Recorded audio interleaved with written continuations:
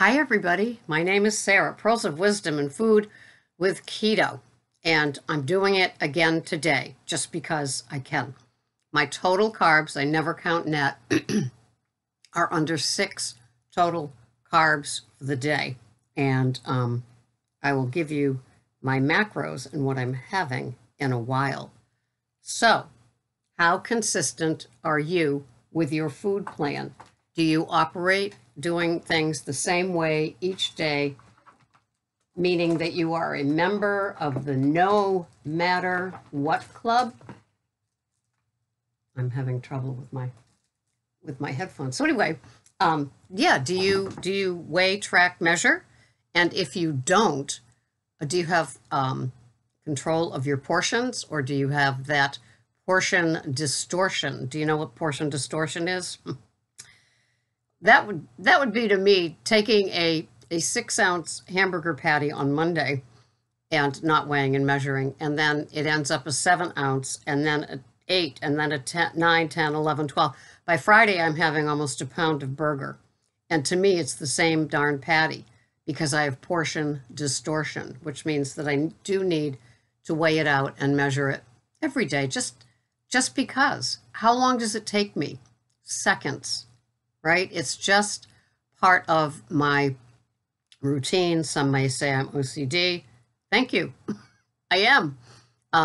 Others may say, that's way too much thinking. I can't go beyond just no grains, no sugars, no seed oil, no bottled dressing, no artificial sweeteners, no diet sodas, no fruits, those sort of things. No keto-fying breads, keto-fying desserts. No Pinterest notebook that you have to buy a second one because you can only fit A through J of all the recipes that are keto.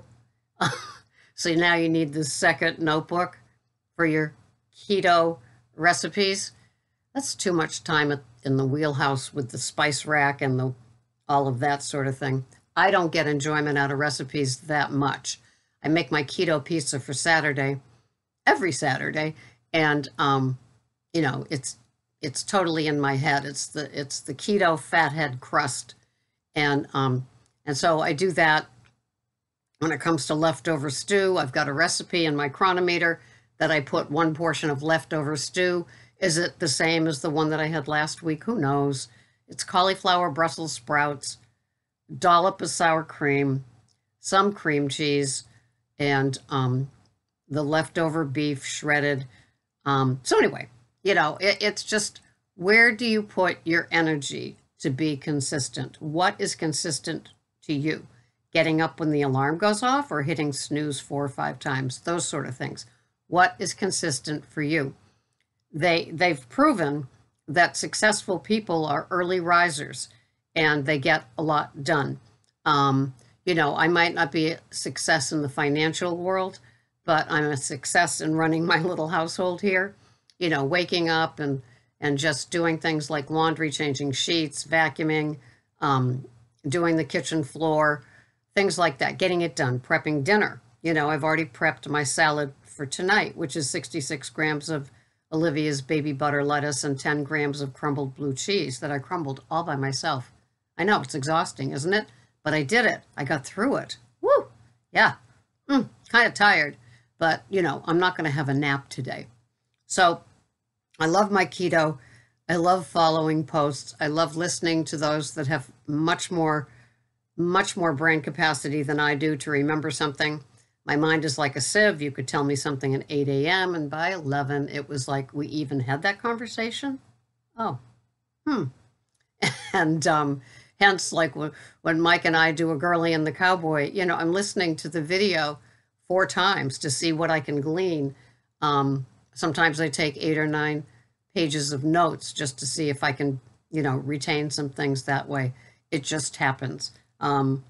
It's just the brain capacity. But I do know what's important in my little keto consistency world, just like you probably know for yours. And so we just go about doing what works for us. And that makes me happy, probably would make you happy. I like being happy, content, satiated, and anxiety and worry-free. Anxiety and worry-free.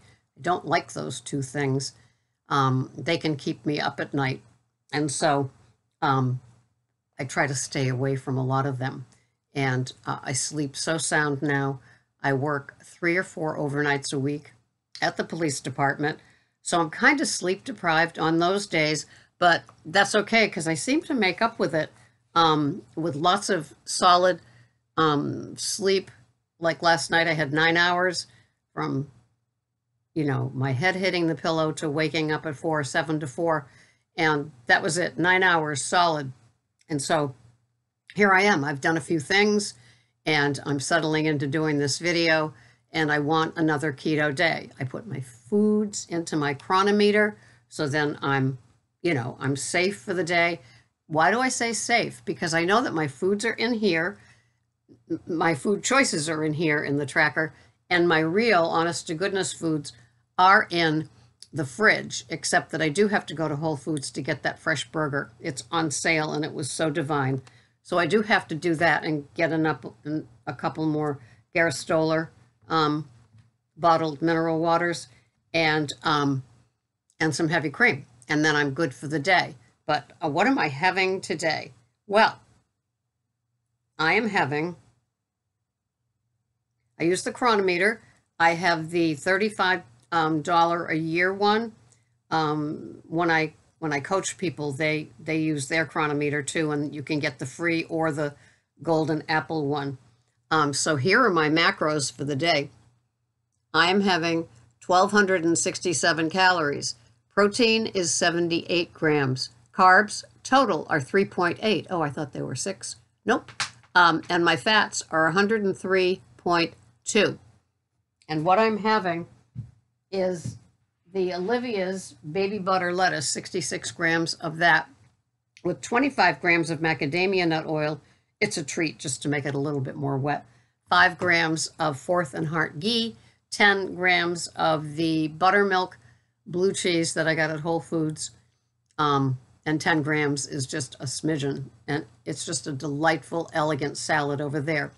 And then the fun part over here is that 9 ounces of 8515 welfare rated #1 burger from Whole Foods, 9 ounces of that. And then I'm going to kind of cut a little valley into it. I'm going to put 1 Pete and Jerry jumbo egg, and I'm going to cook it for 5 minutes on the non-egg side, and then flip it over. In a perfect world, I'll have kind of like a gooey egg there. I will add some, and then when I flip it again, or actually when it's ready, then I'll slit it, put what I cooked the burger in, which will be some butter and the hamburger grease. I will put that into the burger, and I will have that, and that will be my OMAD for the day. I love my OMAD.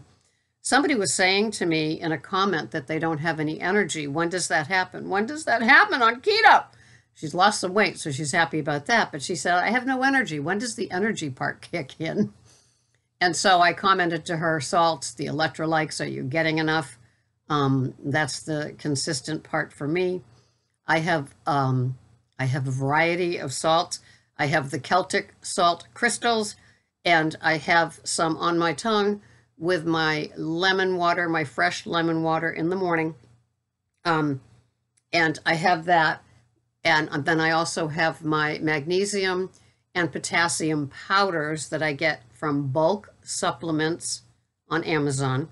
And then I sprinkle a little Dr. Price electrolyte powder, like 1 package. It looks like how Lickamade looked before, if you're like my age and you remember Lickamade. Used to come in a straw or the little package. And I sprinkle that on it just to take some of the sour, bitter taste of the powders out, and then the lemon juice goes on top of that. And so I get my electrolyte. Oh, and I put pink Himalayan salt into the mineral water, and I warm it lightly, and that is my good morning drink, and swill. And then throughout the day I have mineral waters, and then I have my my other water, my lemon water, again with no salt or new salt or low salt. It's got the high potassium in it. So I'll have a quarter of a teaspoon of that with some more pink Himalayan salt, and I'll take my supplements noon-ish, and then have my OMAD between 2 and 3 in the afternoon. It just all works for me. After I have my OMAD, I do my dental hygiene little habits that I have, and that's it for the day. You know, long ago, I cured myself for one day at a time, but I worked on my nighttime eating and telling my body that you've had enough, girly. You're done. You're done. And that was when I was eating 3 meals a day. So I just kind of got used to it. And so after I have my OMAD, I'm totally satiated, totally content, purring, happy, pushing myself away from the table, knowing that that is it. And I do my dental hygiene, and I'm done for the day, and I know that. And I don't have any hunger pains. I'm not fighting it. The hunger pains aren't really, to me, they were never really true. It was just the emotional eating. This is my companion for the night, these snacks, these tastes, whether they're healthy or not, it doesn't matter. It's the snacking part. Dr. Jason Fung said it so well. No, period. Snacking, period. Ever, period. Yep. I got it, Dr. Fung. That's right. There is no snacking for me. So it was a long time habit. First, I stopped the habit of the nighttime eating, no food in the bedroom, none. I used to get into the bed with my, and this was long before keto, with my thing that people have at the end of the meal, also known as a dessert, frozen concoction, and I would get into bed, and that would be my little treat in front of the TV. So there was a long time that I had to get rid of that. That was like the bedtime story, the bath and the bedtime story for the little person, you know, the young child. For me, it was the sugar concoction in front of the TV, and I had to break that habit. So there's no food in the bedroom, so that took a while to get over. So then I still had the same thing, except I was out in the living room watching TV, having the sugar concoction. That took a while to get rid of, because it has nothing to do for me with physical hunger. It had to do with the emotional part of the day, either the unwinding part or this is my friend, this is my long-term buddy, my friend, I can have it anytime I want because I'm special, right? Sugar. And so I had to give that up. There was no substituting for me. You know, a bowl of carrot sticks with hummus was no, that was it. So because I was addicted to the sugar and addicted to the post-dinner habit of emotional eating, it had to be the sugar. And then when I switched to low carb, high fat, I was having my version of fat bombs 3 times a week. You better believe I looked forward to those 3 times a week, right? On the days I didn't have it, it's like, oh, I want it now. But I knew that maybe the next day I'd be having it, right? And so just bad eating habits, emotional eating habits that my brain, because I'm a card-carrying food addict, didn't know the difference between physical hunger and emotional hunger. It had no idea what the difference was, and I operated as such.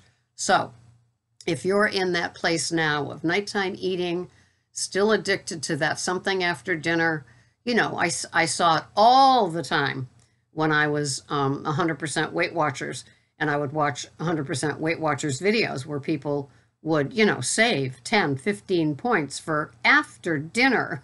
They didn't really care about the healthy parts of their day and their food choices. They just wanted to get to that nighttime fest. And I'd see them have 1, 2, 3 desserts. I did. There's this one woman who will remain nameless, one because I can't remember her name, but she would have 3 desserts. 3. 1 after dinner, 1 like an hour and a half after that, and 1 an hour and a half after that. And it was totally sugar, devoid of any nutritional value, devoid of it. And that was me with I only had 1. So when they say, you know, don't compare, it's like I wasn't better than her because she was having 3 and I was having 1. I was addicted to my 1 a day. Thank you very much. Emotional eating. We can get through this together, you, me, and sugar. No, doesn't work that way. So I hope that you have a wonderful keto day done your way, that if you're net carbs, you're working on total carbs. And if you're total carbs at 20, you're working on maybe 15 or 10, or maybe what I strive for, under 5 total. I think it just works with the older metabolism. So thank you so much for watching this. We work on our issues a day at a time, and we're not striving for perfection. We're striving for peace of mind. Peace of mind. And from there, some people say we don't do keto. What is it? We eat well so we can heal ourselves. So then, I don't know. Anyway, we work on our issues, and not every day is 100% for us at times, but we're aware of it, and so we keep working at it. And if you've put your head on the pillow and you've been 100% abstinent in whatever food plan you follow, that is a wonderful day, because when you wake up, you're abstinent. You are abstinent from bad habits and emotional eating and your version of Ms. Slick. It's a great day. It is. It doesn't get better than that. Thank you so much for watching. This has been Sarah, Pearls of Wisdom in Food, with my keto under 5 total for the day, because I'm used to it. I'm not telling you to do it if you're at 20. It's an easing down thing. Have a wonderful day. Thank you for watching. Bye-bye for now.